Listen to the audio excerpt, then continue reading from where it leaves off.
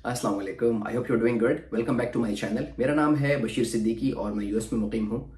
Canada जाने के हवाले से हमारी सीरीज़ चल रही है। इस हवाले से एक वीडियो ऑलरेडी बना चुका हूँ जिसमें आपको बताया था कि आपको कनाडा क्यों जाना चाहिए। अगर आपने वो वीडियो नहीं देखी तो लिंक ऊपर आ रहा है, आप चेक करें। बहुत ही यूज़फुल वीडियो है। आज की वीडियो में हम उन तरीकों पर बात करेंगे, हम उन मेथड को डिस्कस करेंगे जिनके ज़रिए आप कनाडा जा सकते हैं। कनाडा जाने की जब बात निकलती है तो सबसे पहला तरीका जो जहन में आता है वो है इमिग्रेशन। तो हम भी इमिग्रेशन से शुरू करते हैं और जो पहला तरीका है जिसके बारे में आज हम बात करेंगे उसे कहते हैं एक्सप्रेस एंट्री सिस्टम, जो कि पॉइंट्स बेस्ड इमिग्रेशन सिस्टम है स्किल्ड वर्कर्स के लिए। अगर आपके पास वो स्किल्स हैं जिसकी कनाडा को ज़रूरत है तो आप एक्सप्रेस एंट्री सिस्टम के तहत कनाडा जा सकते हैं। अप्लाई करने के लिए आप वेबसाइट पे जाएंगे जिसका लिंक आपको वीडियो डिस्क्रिप्शन में मिल जाएगा। वहाँ पे प्रोफाइल बनाएंगे और अपने हवाले से सारी इंफॉर्मेशन आपको वहाँ पे देनी है। आपकी एज क्या है, आपकी एजुकेशन क्या है, कितना वर्क एक्सपीरियंस है आपका। इंग्लिश लैंग्वेज का टेस्ट बहुत ज़रूरी है, आपको आइल्स जनरल देना पड़ेगा। उसके बाद वो आपकी प्रोफाइल को इवैल्यूएट करेंगे और आपको एक स्कोर देंगे जिसे कॉम्प्रिहेंसिव रैंकिंग सिस्टम स्कोर कहते हैं। बहुत से लोग अप्लाई करते हैं, हर बंदे का CRS स्कोर डिफरेंट होता है क्योंकि हर बंदे की प्रोफाइल डिफरेंट है, हर बंदे की एजुकेशन डिफरेंट है, हर बंदे का एक्सपीरियंस डिफरेंट है। तो CRS जो है बहुत इंपॉर्टेंट है। उसी की बेस पे यह डिसाइड होता है कि आपको इमिग्रेशन मिलनी है या नहीं। हर 2 हफ्ते पे कैनेडियन गवर्नमेंट बैलेटिंग करती है, ड्रॉ करती है, जिसमें वो बताते हैं कि भाई इस दफ़ा का जो CRS स्कोर है या कट ऑफ पॉइंट है वो लेट से 400 है। अगर आपकी प्रोफाइल बनी हुई है, आपका CRS स्कोर 400 या 400 से ज़्यादा है, तो आपको फिर वो ITA भेजते हैं जिसे इनविटेशन टू अप्लाई कहते हैं, और उसके बाद आपको परमानेंट रेसिडेंस जो है वो मिल सकता है। एक और बात याद रखें, अब ऐसा भी नहीं होता कि 400 से ऊपर जिनका भी स्कोर है उन्हें इमिग्रेशन मिल जाएगी, नहीं। उनका कोटा होता है। लेट्स से इस दफ़ा का कोटा 3000 लोगों को इमिग्रेशन देने का है, तो 3000 वो लोग जिनका स्कोर 400 से ऊपर है, वो जो टॉप के लोग होंगे, सिर्फ उनको ही ITA जो है वो भेजा जाएगा। दूसरा तरीका है प्रोविंशियल नॉमिनी प्रोग्राम। ये भी इमिग्रेशन प्रोग्राम है लेकिन ये प्रोविंस बेस्ड है।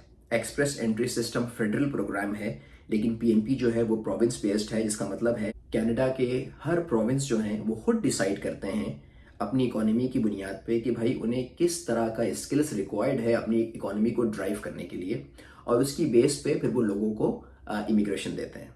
लेट्स से ओंटारियो जो कनाडा का प्रोविंस है वहाँ पे IT स्किल्स रिक्वायर्ड है। अल्बर्टा है, वहाँ पे डॉक्टर्स चाहिए। तो आप अप्लाई करेंगे और ये प्रोविंस डिसाइड करेंगे कि हाँ भाई ये जो है बंदा इंजीनियर है या ये बंदा डॉक्टर है, इसका जो भी एक्सपीरियंस है, स्किल्स है, वो हमें रिक्वायर्ड है। देन प्रोविंस आपको नॉमिनेट करेगा और उसके बाद फिर आपको परमानेंट रेसिडेंस जो है वो मिल सकता है।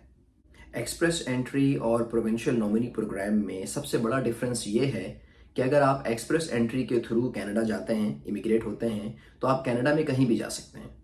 लेकिन अगर आप PNP प्रोग्राम के थ्रू जाते हैं तो आप उसी प्रोविंस में जाएंगे जिसने आपको नॉमिनेट किया है। तीसरा पॉपुलर मेथड है स्पॉन्सरशिप। अगर आपके करीबी रिश्तेदार, आपकी बेगम, आपके शौहर, आपके माँ बाप, आपके बच्चे, आपके ग्रैंड पेरेंट्स कनाडा में हैं तो वो आपको स्पॉन्सर कर सकते हैं। चौथा तरीका है पढ़ाई, माय फेवरेट, जिसके बारे में अक्सर मैं बात करता हूँ। कनाडा बहुत पॉपुलर डेस्टिनेशन है पढ़ाई के लिए। हर साल लाखों लोग बैचलर्स, मास्टर्स, PhD के लिए कनाडा का रुख करते हैं। और जिस तरह मैं हमेशा कहता हूँ, दुनिया में कहीं भी जाने के लिए पढ़ाई जो है वो सबसे आसान रास्ता है। तो आप कनाडा जा सकते हैं बैचलर्स के लिए, मास्टर्स के लिए।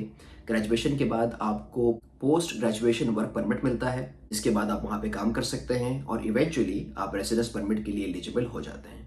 बहुत सारी यूनिवर्सिटीज़ हैं कनाडा में जो स्कॉलरशिप्स ऑफर करती हैं, तो इस ऑप्शन को एक्सप्लोर करें। पढ़ाई के जरिए कनाडा जाने के 2 अहम फ़ायदे ये हैं कि भाई सबसे ये आसान और क्विकर पाथ है। दूसरा ये कि ग्रेजुएशन के बाद अगर आपको वहाँ पे काम मिल जाता है तो आपको जो वर्क एक्सपीरियंस होगा वो कैनेडियन वर्क एक्सपीरियंस काउंट होगा। जिस तरह मैंने आपको बताया, जब आप एक्सप्रेस एंट्री के लिए अप्लाई करते हैं तो आपका प्रोफाइल बनता है, आपका CRS स्कोर होता है, तो कैनेडियन वर्क एक्सपीरियंस के एक्स्ट्रा पॉइंट्स हैं। तो अगर आपके पास कनाडा का वर्क एक्सपीरियंस है तो आपका जो CRS स्कोर है वो बढ़ जाएगा, जिसका मतलब है कि आपके इमिग्रेट होने के चांसेस या रेसिडेंस परमिट हासिल करने के चांसेस भी बढ़ जाएंगे। पांचवा ऑप्शन है वर्क परमिट। अगर आप कनाडा में जॉब सिक्योर कर लेते हैं, अगर कैनेडियन एम्प्लॉयर आपको जॉब ऑफर कर देता है तो उसकी बेस पे आप वर्क परमिट अप्लाई कर सकते हैं। वर्क परमिट मिलने की सूरत में आप कनाडा आ सकते हैं और यहाँ पे आके काम कर सकते हैं। अगर आपके पास जॉब ऑफर है तो एक्सप्रेस एंट्री या पीएनपी नॉमिनेशंस के थ्रू भी कनाडा आना आसान हो जाता है। छठा ऑप्शन है इन्वेस्टर, एंटरप्रेन्योर और स्टार्टअप वीज़ा। ये बहुत ही कंपेटिटिव वीज़ा कैटेगरी है। अगर आप इन्वेस्टर हैं तो आपके पास ठीक ठाक पैसे होने चाहिए। अगर आप एंटरप्रेन्योर वीज़े के थ्रू कनाडा आना चाहते हैं तो आपके पास सॉलिड किस्म का बिजनेस प्लान होना चाहिए।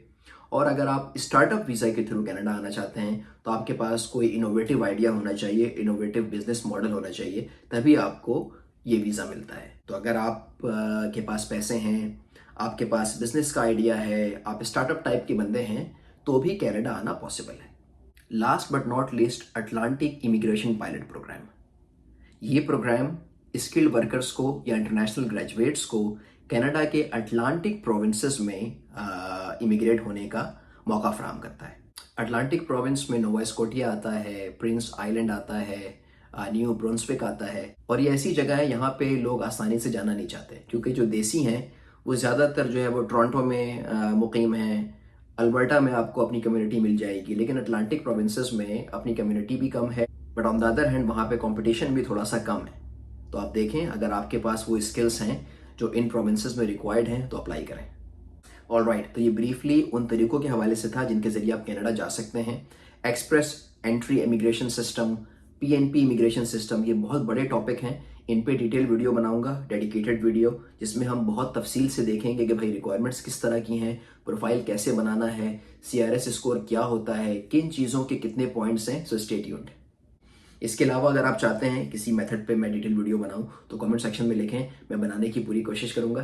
अगर कोई सवाल है कमेंट सेक्शन में लिखें, जवाब देने की कोशिश करूंगा।